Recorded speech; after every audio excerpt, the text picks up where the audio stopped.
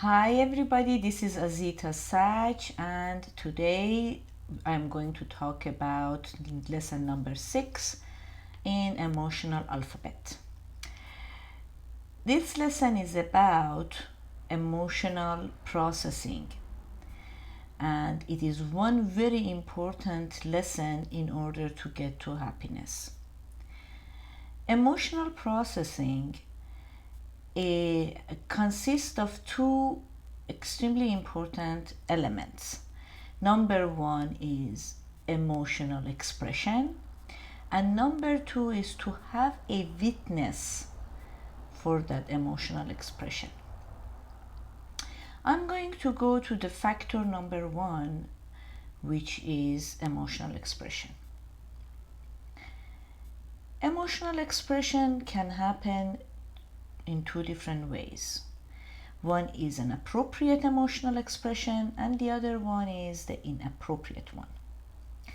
In order to get to happiness, we have to be able to express our emotions appropriately.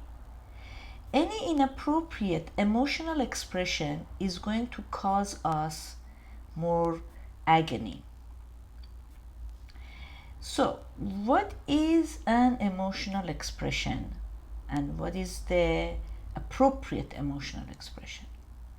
The appropriate emotional expression, the hallmark of it is that it should not harm anything, anybody, and ourselves.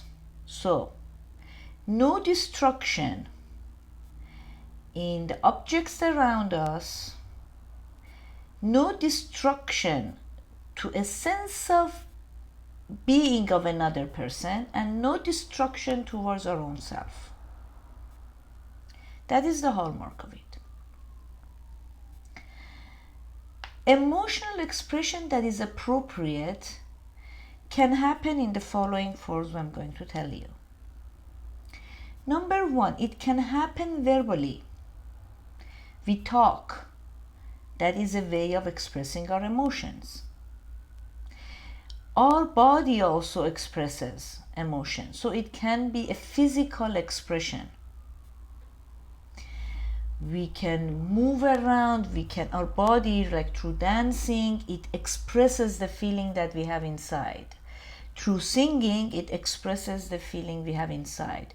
To our body movement, like we want to punch if somebody is hurting us, or we punch the pillow on an appropriate form of it, the body is expressing the emotion. Now, there is another way, which is through art. We can express our emotions through art. We can engage with drawing, painting, sculpting, and doing ceramic, whatever artwork. Like, for instance, imagine when you're sculpting, then you are chopping things off, and this is the body is doing the job of expression. And then it is very productive because it comes out at the end something really interesting, if we are thinking about beauty, or at least it has created expression. And also, expression can happen through writing. And that is the best, easiest, safest, quicker way of expression, which we can have a diary or a journal, and we can express whatever we have on that piece of paper, and it holds it for us.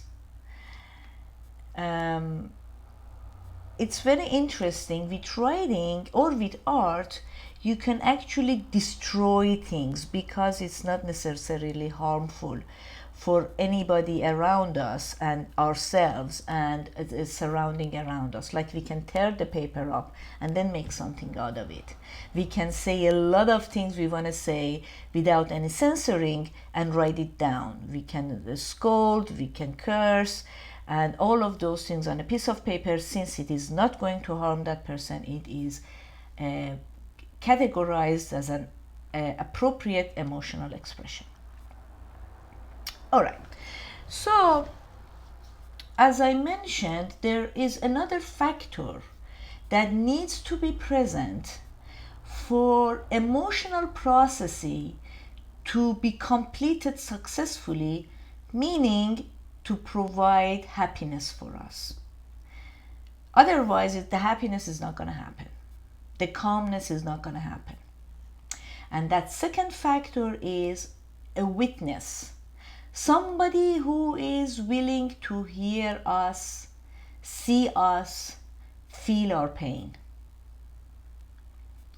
The most important element or characteristic of this person that is a must is that he or she is able to listen without talking for at least 5 to 10 minutes. I repeat, because this is extremely important, the person needs to be able to hear without talking. I'm going to have another video about what is the proper and not proper way of hearing or listening. All right, so the person has to be able to listen for 5 to 10 minutes with silence. And then other qualifications of that person is that he or she should be non-judgmental, not to judge what we're saying, not to criticize what we're saying, and not to give unsolicited advice when we are not ready.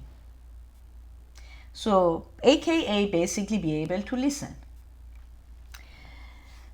And then the other important characteristic is that he or she is able to comfort us.